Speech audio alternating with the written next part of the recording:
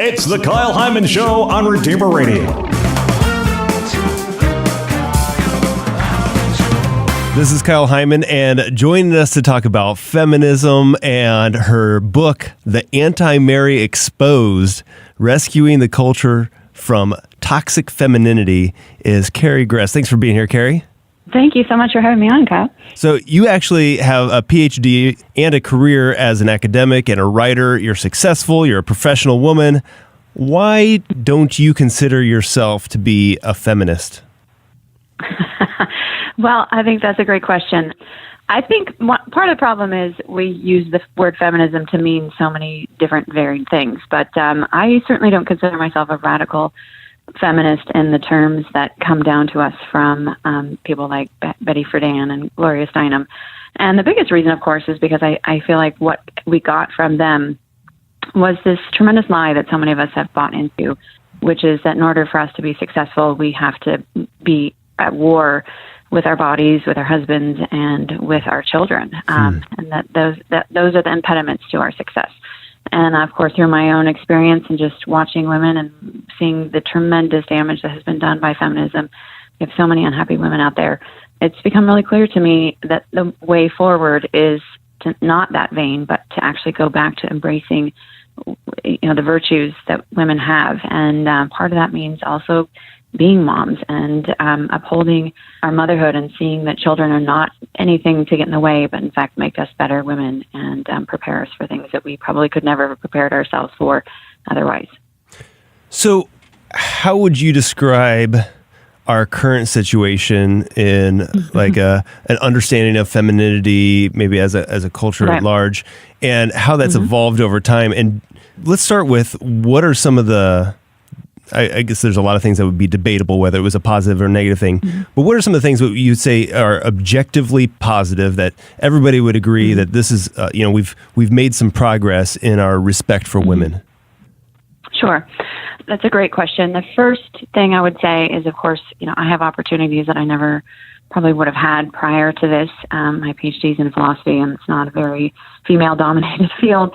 So I think that the fact that women are being supported in different ways and encouraged to do a lot of things is objectively a good and important thing. But I think in order to sort of like frame the discussion, what got me started on all of this is just even considering the snapshot of who women are supposed to be today and who Our Lady is. And Mary has always been the greatest model of Christian womanhood, and for that matter, men as well, in terms of just her capacity to follow Christ. But it's almost laughable. It's laughable, actually, to suggest to secular women that they need to become like the Virgin Mary. There's such a deep chasm between what we've told we need to become and who Our Lady is. And I think that for me, that was really where I started looking into this. Why is it so incongruent that we should think that Mary is this role model? And again, it comes back to this point I just made about how our children have become our enemy. And if you look at what's really being targeted, it's motherhood and it's virginity. And who is Our Lady? She's a virgin mother.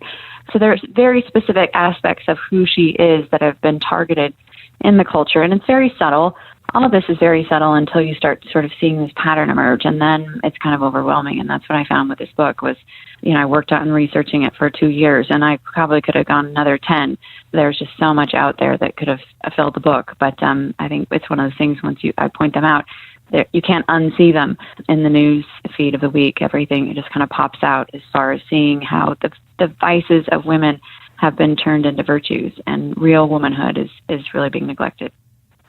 Do you think women are better off or worse off now than, say, the early 1900s? Well, I think if you look at all of these metrics that we have for women right now, and obviously we didn't have this kind of data in the early 1900s, but if you look at suicide rates, you look at divorce rates, 70% of which are initiated by women, STDs, depression, dependency, drug abuse, all of these kinds of issues have just skyrocketed. And the promise of feminism has been, of course, that we need more of it, and the more we have of it, women will be happier.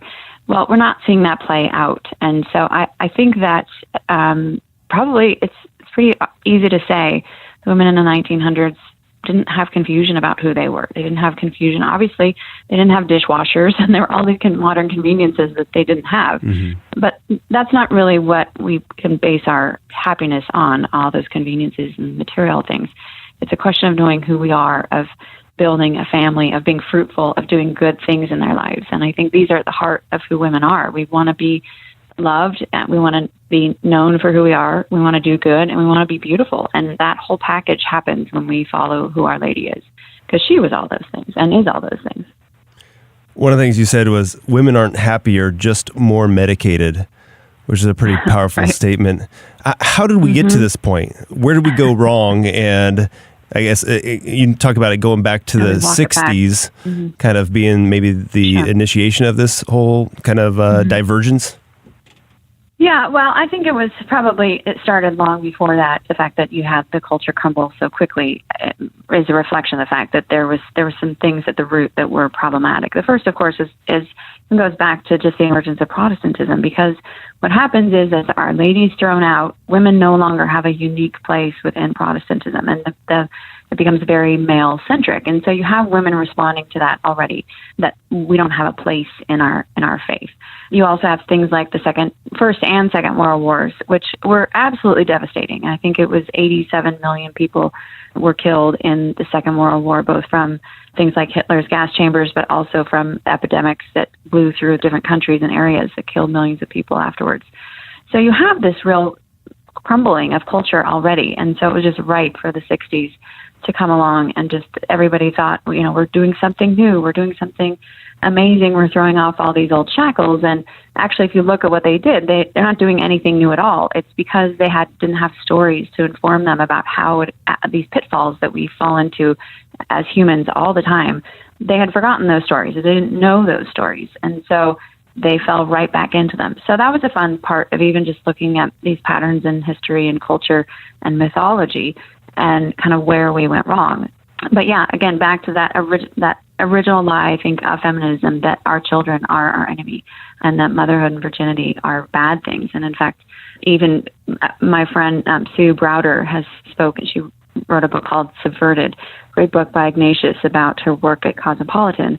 And she said they made up the Cosmo Girl, and that this Cosmo Girl could be anything they wanted, but she couldn't be a mother or a virgin. So those very crucial parts of womanhood, we can see, are now today not valued remotely. Wow. We're talking with Carrie Gress. The book is The AntiMary Exposed, Rescuing the Culture from Toxic Femininity, which there's so much to unpack just in that title alone, this concept of toxic femininity, right, but also the anti-Mary exposed. You talked about Mary being the ideal and the solution to the problem. How would you define the anti-Mary? I think the anti-Mary is really an embodiment of all the vices of women, and actually we've kind of turned them on their head and made them virtues. So this is a woman who doesn't have any problem saying that abortion is right and that she should kill her children. In fact, Rose McGowan was talking about how she had to get an abortion so that she could change the world. And of course, she's changed the world, but probably not in the way that she expected. But it's this confusion about what virtue and vice is, and that our children are in the way. But also there's an incredible amount of ambition, of career-mindedness, even also this whole dynamic with men. And I talk a lot about this in the book in a way that I'm great sympathy towards men, and what they're struggling with as far as trying to figure out, how do I deal with women, and how do I deal with the women I love and my family, my daughters, my wife.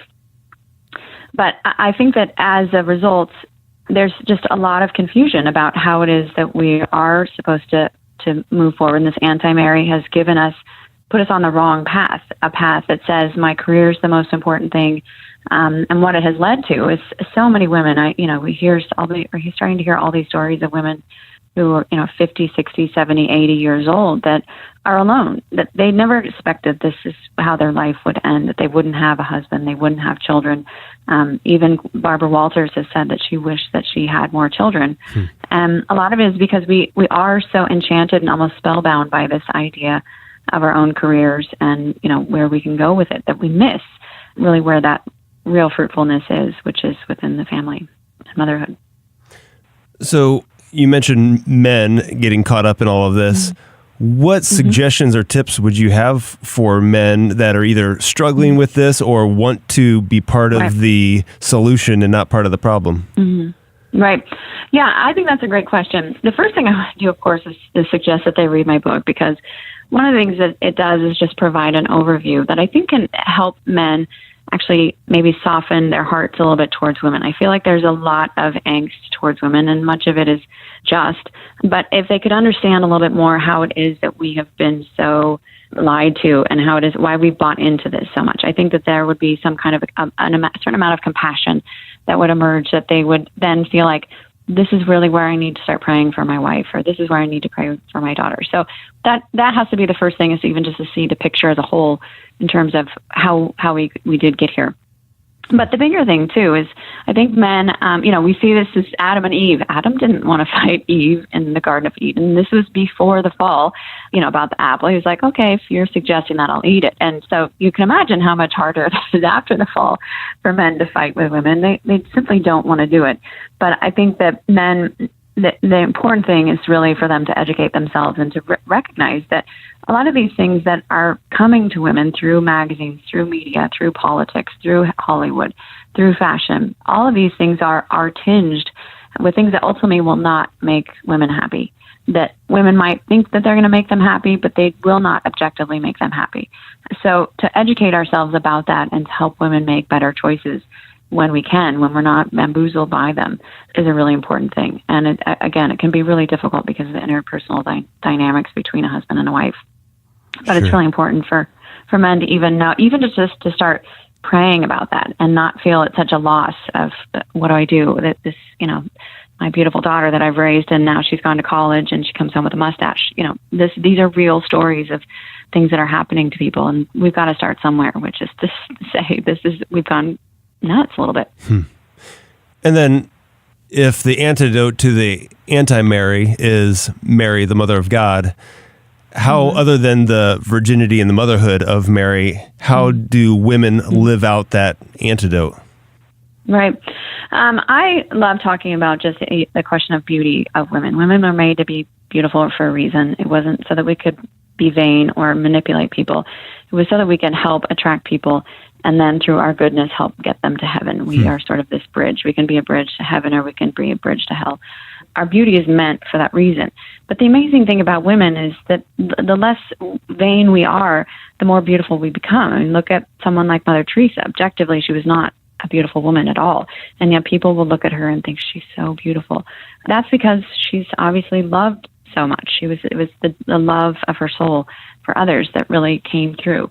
And I think that's a piece that women forget. It's clearly a desire of our heart. I mean, if you look at the billions of dollars that are spent by women annually for the sake of beauty alone, it points out that there's something very damaged there that we need to start looking at and recognizing really what authentic beauty is and how we are supposed to use that in our own lives instead of it being a tool for manipulation. It's something much deeper and richer than that we can give to others. Yeah. Well, it's such an important book and such an important time to be reading and talking about this. Where can people get a copy of it? Tan Books certainly has got them, and then Amazon and all the other great places that sell lots of books has them as well. It was just released at March 1st, so they're just getting out there.